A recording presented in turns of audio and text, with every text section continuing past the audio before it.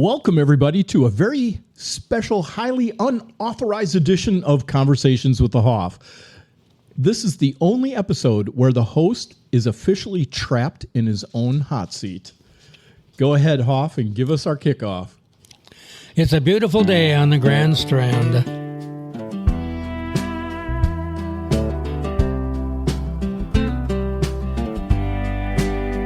Pull up a chair, leaning close. Got a question.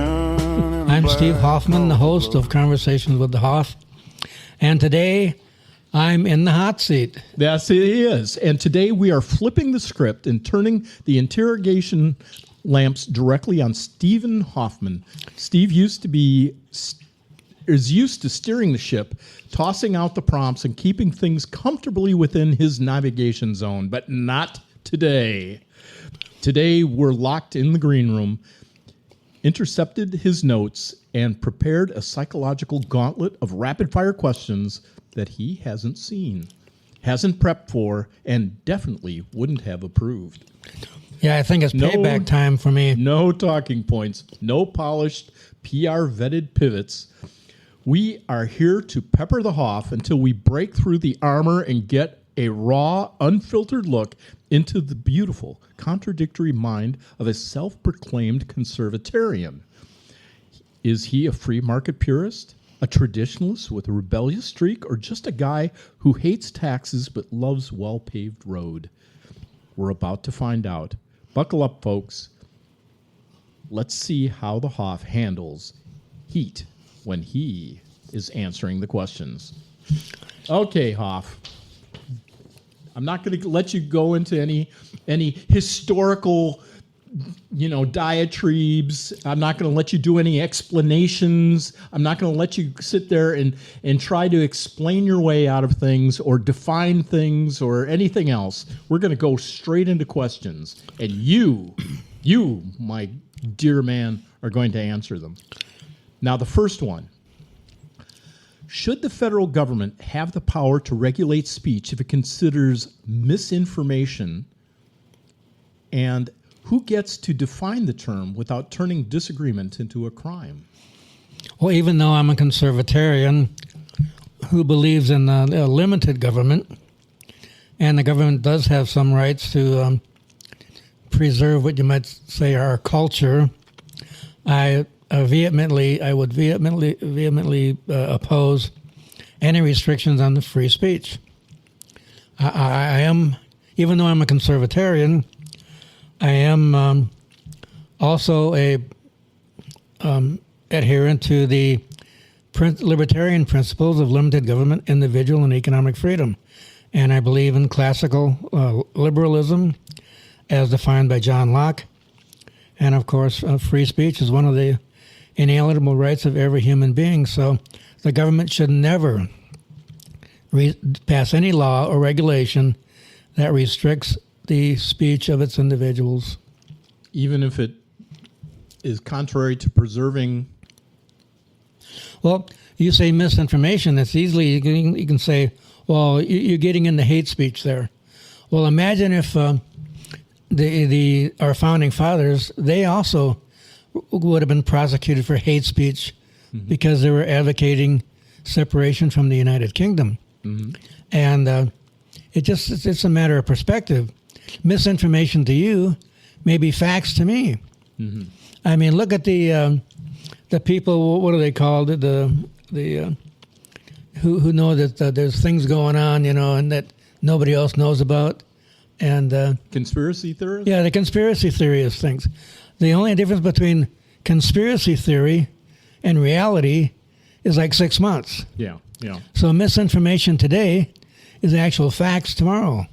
Okay. All right. Well, if conservatives oppose federal control of education, should they also oppose state laws that dictate what books, subjects, or viewpoints schools may permit? Okay, here again, the federal government, actually to begin with, should have never got any control over education. Conservatarian, I'm also a constitutional type of libertarian. There is nothing in the Constitution that says that the government, federal government, has any right to interfere with education. Education is like any commodity. It should be open to the free market.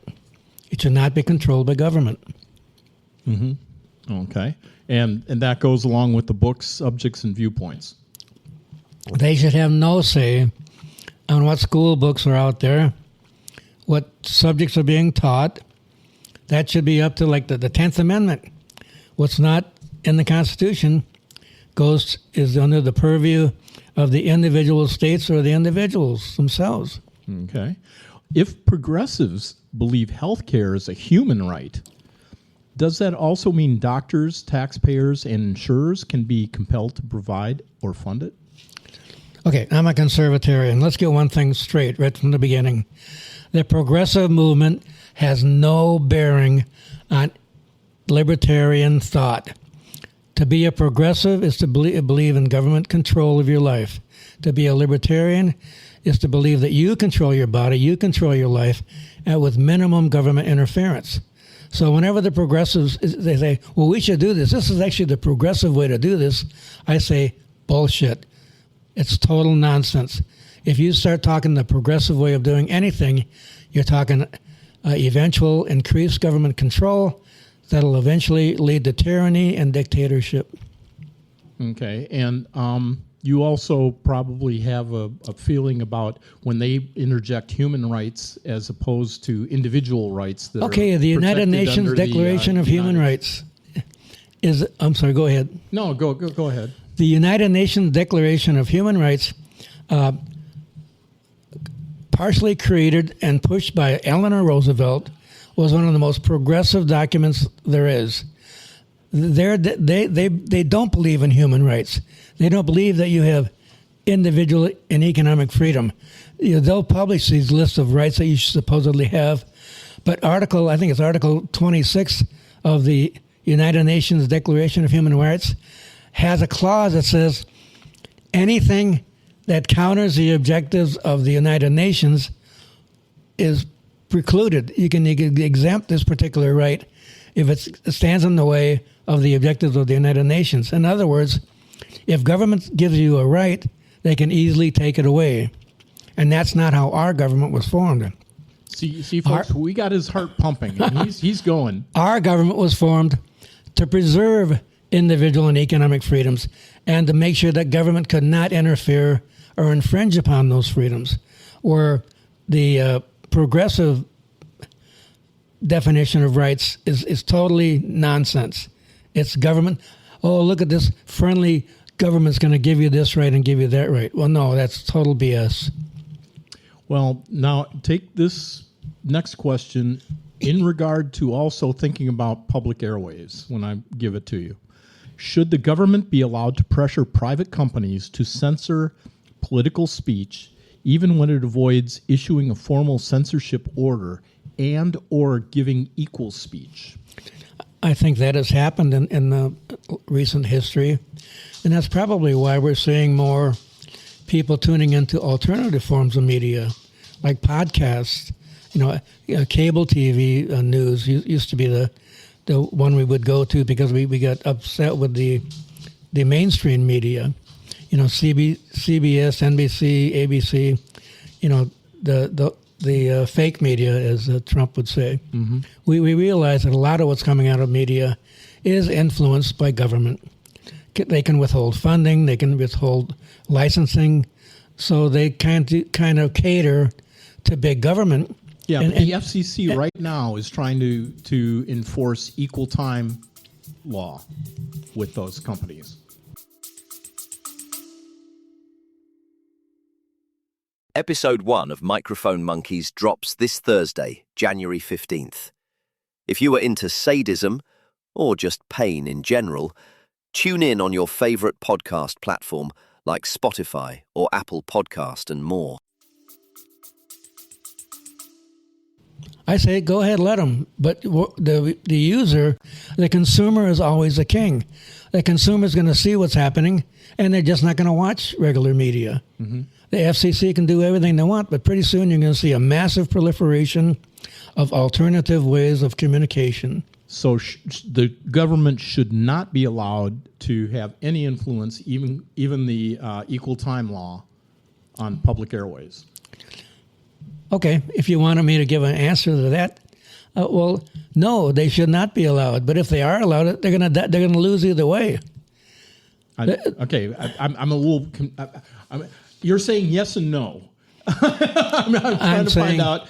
The government should not be allowed to try to influence media outlets. Okay, but they're going to do it. It's like the they shouldn't be allowed to do it, but they're going to do it. They're going to do it because they're government. Okay, big government only knows how to be big government.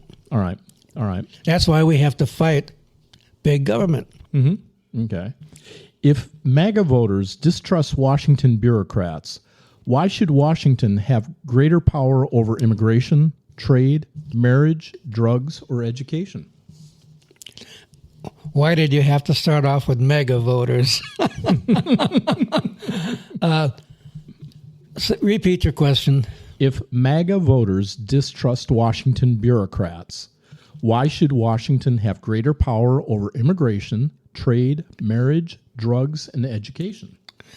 Well, first off, MAGA voters, if they had the capability to really think, they would not be MAGA. They would be independents. They would start realizing that government should not have control over these type of issues that you talked about.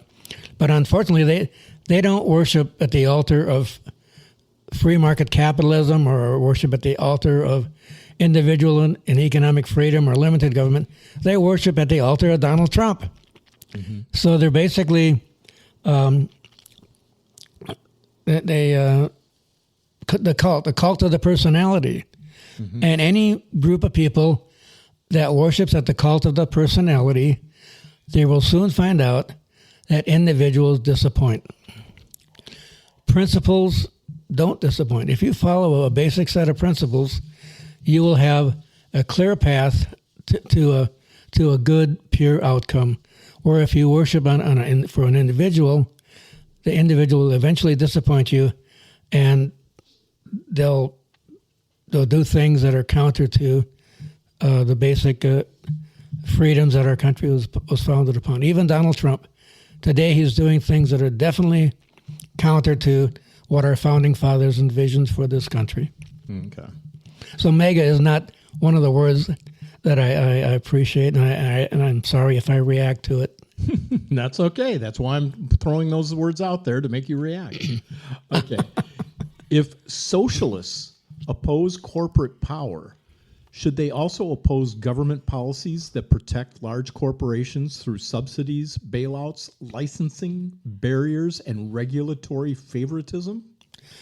Okay, say it one more time. If socialists oppose or Marxists oppose corporate power, should they also oppose government policies that protect large corporations through subsidies, bailouts, licensing barriers, and regulatory favoritism? Well, see, the issue here is a socialist, big government, and a thing called corporatism. Yeah, big corporate power is not a good thing because corporations use their power to influence government decisions. Mm-hmm. So if we as libertarians or conservatarians were successful in just having limited government, the corporations would never get that power. They could not use their power to influence government policy. Socialists themselves are big government types. So they're going to do everything they can to grow the size and scope of government, to get government to influence everything you do in your daily life. And at the same time, they're rather hypocritical when they see that the corporations are trying to do the same thing. They're both two sides of the same evil. Well, let me put out the example that I'm trying to show you of where I'm saying the socialists say they oppose corporate power, yet they do subsidies, bailouts, licensing barriers, and favoritism. The Green New Deal. The Green New Deal is the government picking winners and losers in the marketplace. And like I've said before, the government should have no business in any marketplace, whether it's a medical marketplace, the automobile marketplace, the energy marketplace. They need to stay out of that marketplace. Let the free market work its wonders. Let the chaos reign, because out of chaos comes efficiency and effective support to the consumer. How about chip manufacturing? Stay out of that too? Oh, that's one of the biggest mistakes Donald Trump ever did when he spent billions of dollars buying in the shares of some of our U.S. chip manufacturers. Because now the socialists have picked up on that and say, well, we need to have more control over the means of production in the United States. And here, Trump left the door open for him. He set the precedent for him. Yeah. That was one of the worst mistakes of his administration, was to interfere and start buying, having the government buy into some of our private corporations. Yeah. Well, how about this? Should police be allowed to seize property without a criminal conviction? And if not, why does civil asset forfeiture still exist? Civil asset forfeiture is one of the most heinous policies of any government. The rights organization, the biggest rights organization, Institute for Justice, rates my own state, South Carolina, as either a D or an F when it comes to civil asset forfeiture. You can be driving down the road with, let's say, $1,000 in a bill in an envelope in your car because you're going to another city to buy a new car or a used car. And the police pull you over for a rear light being out or something, and they see the envelope. They can seize the envelope because they can say, oh, you must be going on a drug run. You're a drug dealer, so we're going to take that from you. No trial, no charge, no conviction. They've got your money, and you're probably not going to get it back. It's very, very difficult to get it back. And this is called policing for profit. It should never be allowed in the United States. It's a heinous infringement on our due process rights.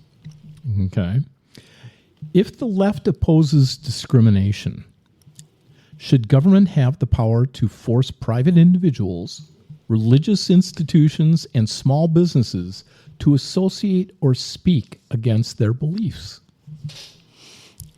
Well, it's just a matter of, do you believe in free speech or not? And do you believe in individual freedoms or not? You should have, now I'm going to say this, it's going to sound really weird, but you should have the freedom to hate whoever you want to hate. Mm-hmm. I mean, it's just words. You should be able to speak out against any group you want, as long as you do not interfere with their personal property rights or harm them in any way. You should have the right to talk negatively about any group, even if it comes close to hate speech. That's one of our basic freedoms. Well, I always think the thing that comes to mind for me is when they say everybody should have the right to choose. But if you have the right to choose, that means you discriminate against one of your other choices. Well, my mother said, it's better to sit there in silence and to be thought an idiot rather than to start talking and prove the point. Mm-hmm.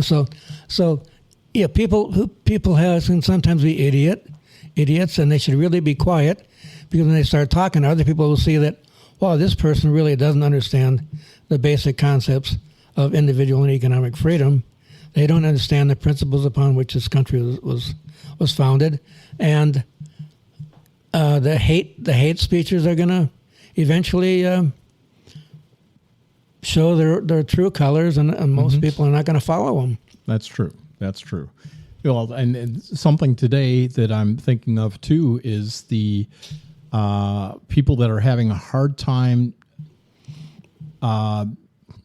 dissecting the criticism of the government of Israel to being a anti-Semite. And I think AIPAC and those people have a very strong influence on that type of warped kind of I guess, pushback. There's a lot of confusion between Zionism and anti-Semitism. Mm-hmm.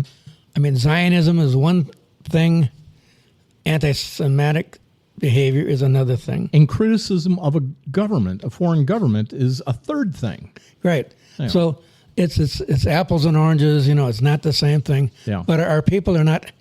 The basic person on the street today is not as intelligent enough, or is not well read enough to know the difference. Yeah. So they say a lot of things, and here again, I believe it is their right to say ridiculous things. Yeah. Even though they are ignorant. Yeah. Yes, there you go. Should the government be able to spend future taxpayers' money without their consent, especially through deficits, emergency packages, and entitlement promises? Okay, conservatarians like myself, we do believe in the libertarian premise that all taxation is theft.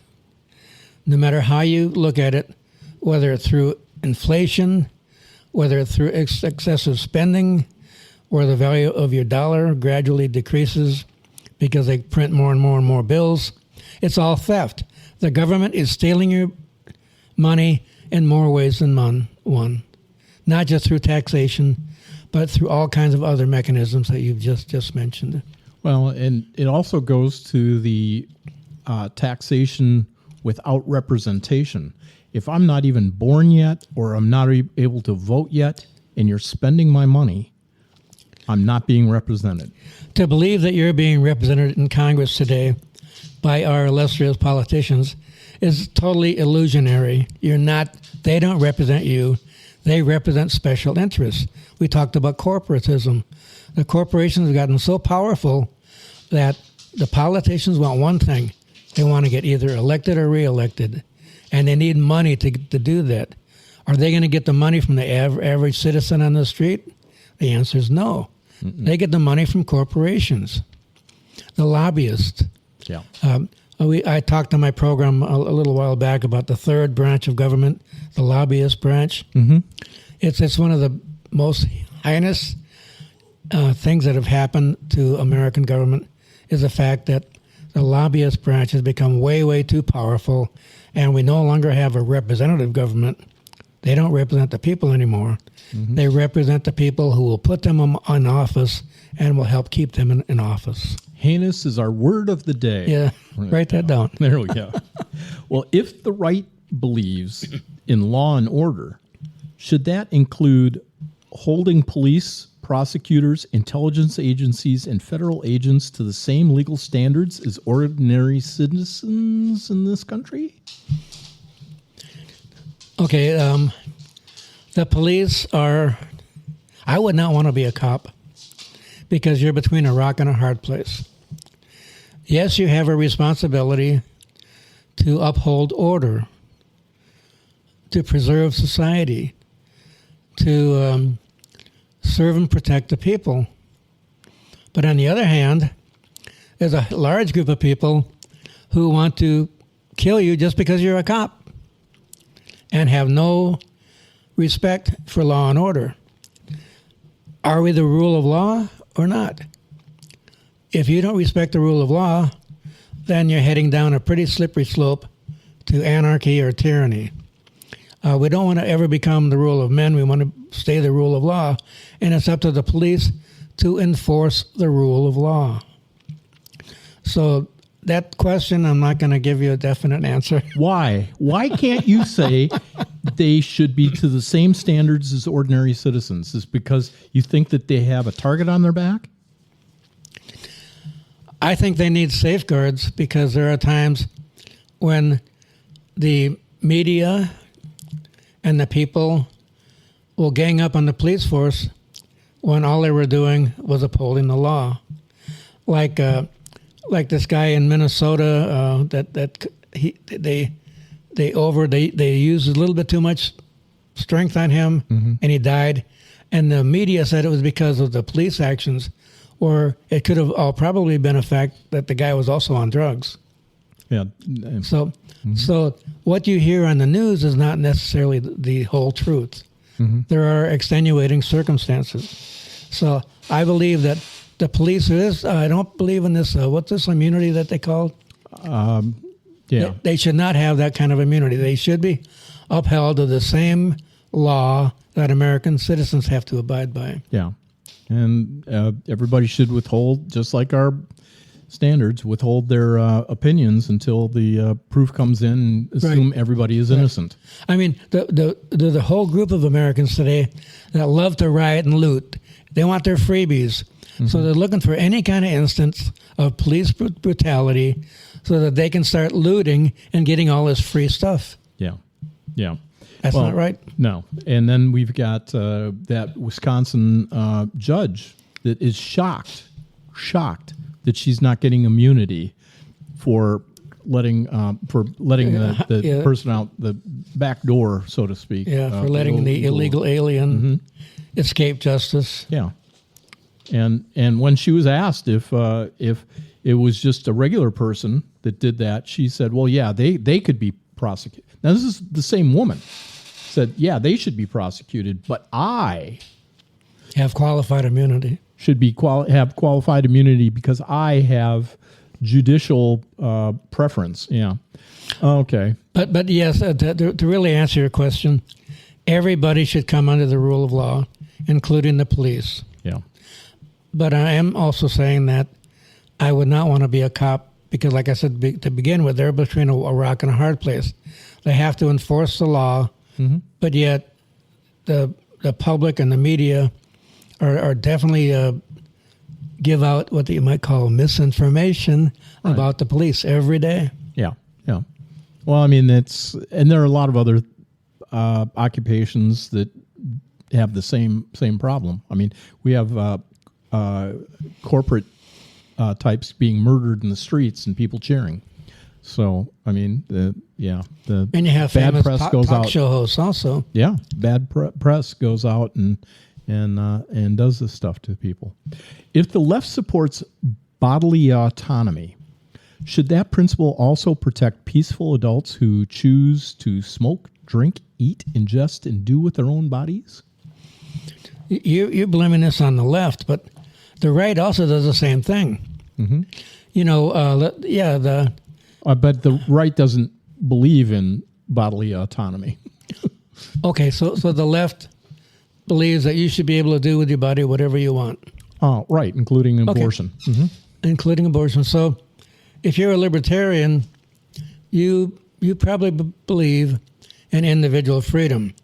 Now, abortion is a third rail in the libertarian politics or libertarian. But that aside, I mean, that's just talking about bodily autonomy. But let's concentrate on should peaceful adults choose to smoke, drink, eat, ingest, and do with their own bodies? Yeah, yes, they should.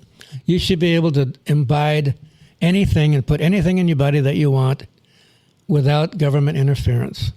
And unfortunately, the major stumbling block to doing that today is not the left. They agree would agree with you. It's the right. It's the conservative Republicans who say, oh, we have to protect society. We have to protect the children. So we have to outlaw any kind of marijuana. We have a war on plants. We have a war on the marijuana plant and a war on the hemp plant because we're here to protect the children. Well, Steve, let me point something out to you. Okay. We've had multiple Democratic left majority governments in our country, and they have not moved one iota to legalizing marijuana during their reign. It was actually Republicans who pushed for legalizing marijuana and getting that pushed through Congress. Now, doesn't that kind of throw in the face of the left being supportive of these things? I think they give a lot of mouth to it, but I don't think they actually have their heart. The left is hypocritical. Yeah. They'll say those things to buy votes, but once they get in power, here again, they're pro-big government. They're pro-big government to control your life. Yeah. And if it happens to be controlling what you put in your body, yeah, they're not going to be against it once they're in power. Yeah, yeah, and exactly, and they can't have their NGOs and everything else being supported by money if those problems get solved. Right. Yeah. So, but here again, let's talk about the Republicans again. Yes, Donald Trump did take marijuana off Schedule 1. No. Before this is long before. And I think you're mixing up my state governments with the federal governments. These were state governors that were Republicans in states that had 50-50 to 40-60 Republicans that got legalization within their states. But the thing about Trump federalizing it is... Okay, let's go back to the constitutionalist type thought. Yeah. It's not the purview of the federal government to regulate drugs or anything that we put in our body. Right. The what would you call it? The recreational marketplace? Yeah. The medical marketplace? They need to stay out of it. How about the free marketplace? That would be left free marketplace. That would be left up to the individual states or the individual. Yeah. Now, I have no problems with one state totally stomping down and putting all kind of restrictions on what you put in your body. If they want to do that, go ahead. But you have the ability to walk and go to another state that doesn't have those restrictions. That's what a republic is. It's a confederation of states, of sovereign states that have their own cultures and their own values.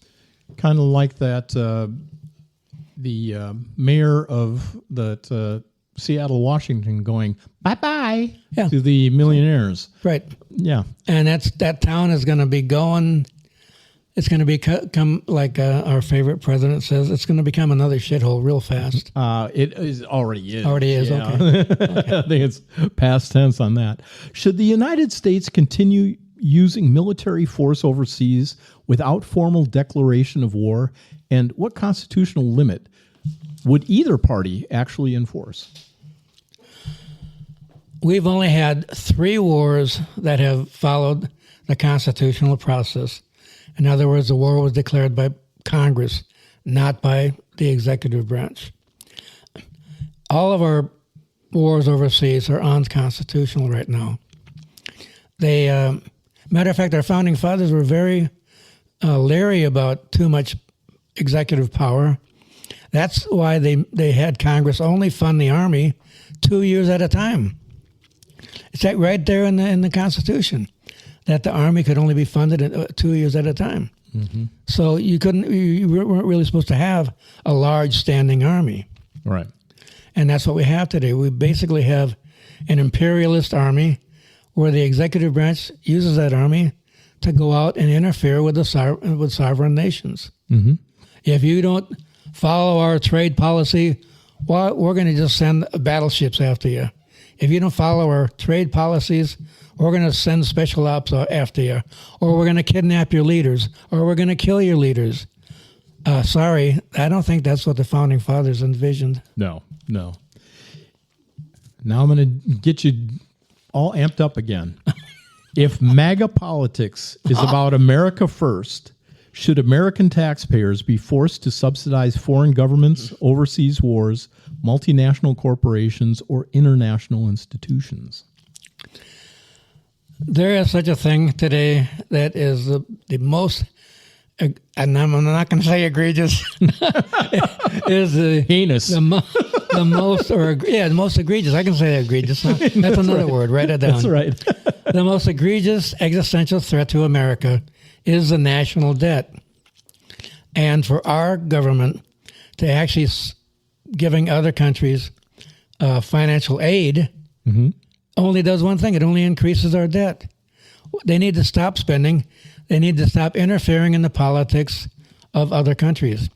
Yes, have diplomacy, trade with other countries, but don't use our military-industrial complex as a national policy, as an international policy.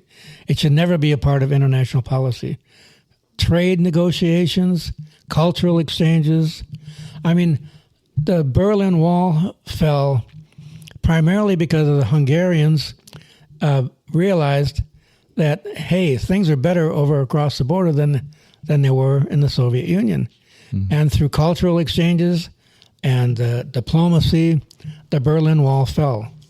Not because we didn't attack Russia. We didn't send our military over there. We won that battle based on trade and diplomacy. We can win the battle of people's minds through trade and diplomacy better than sending tanks over the border. True. And there's a phrase to that. There's somebody once said, I'm not sure who it was, if goods can't cross borders, if trade can't cross borders, then armies will.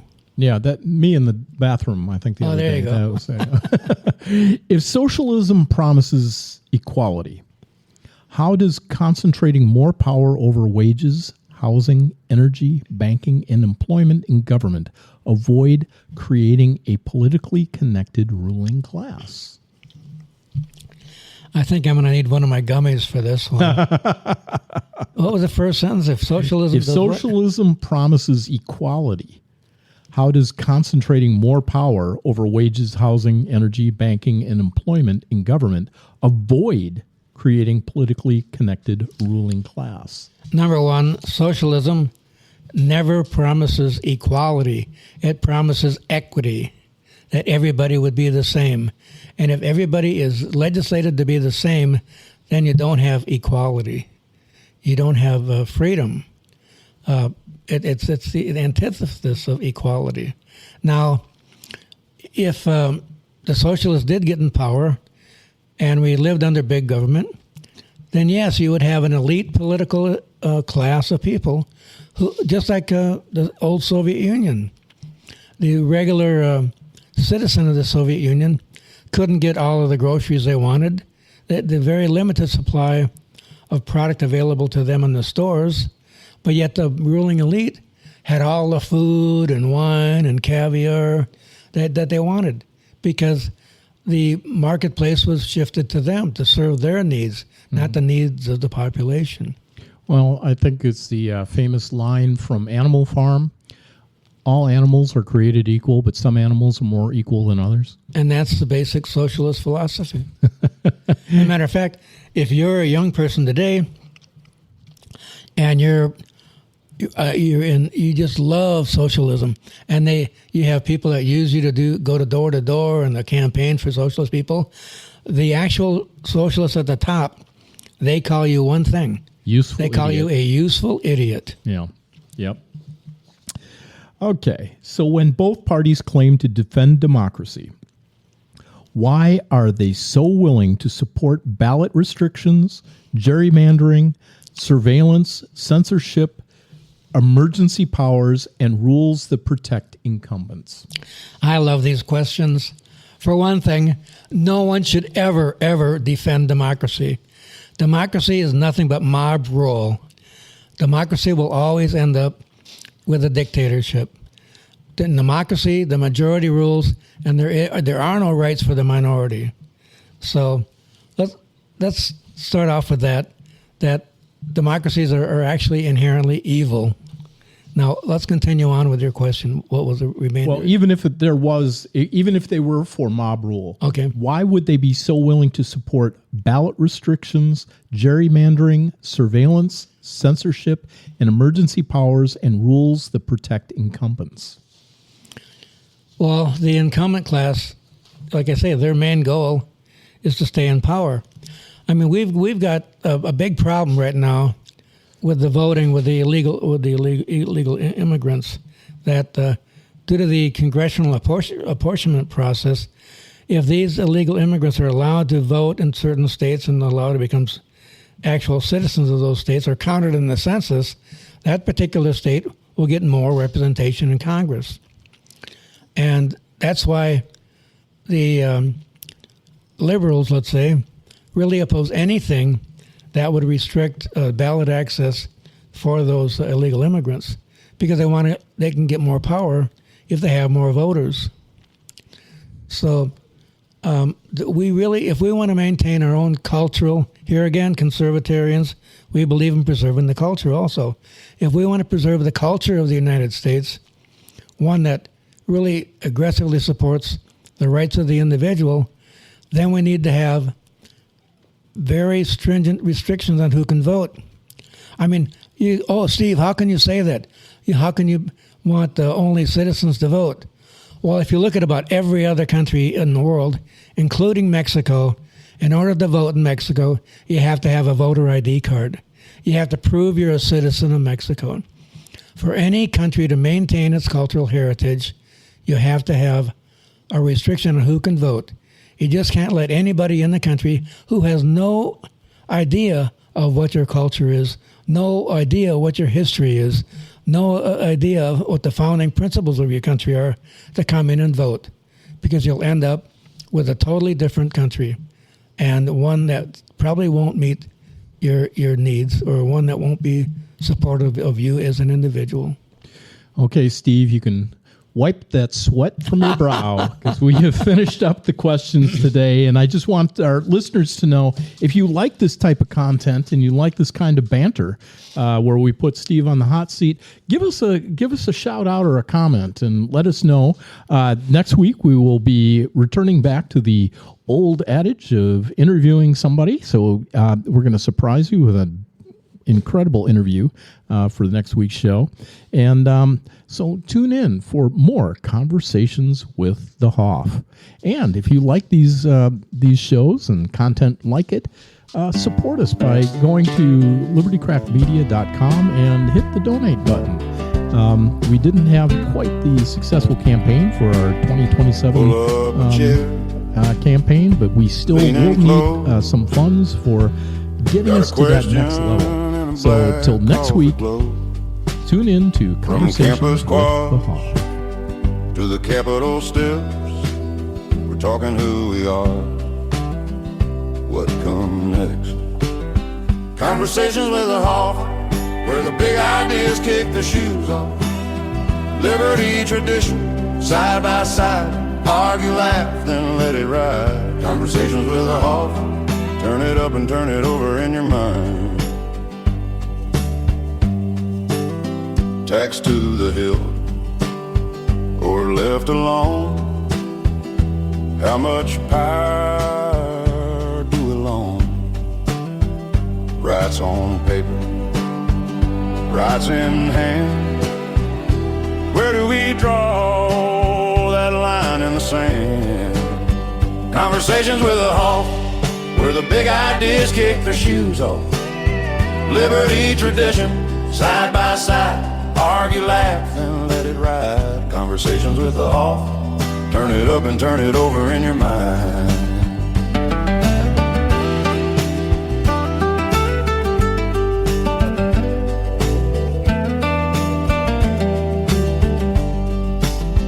Is it either or in between?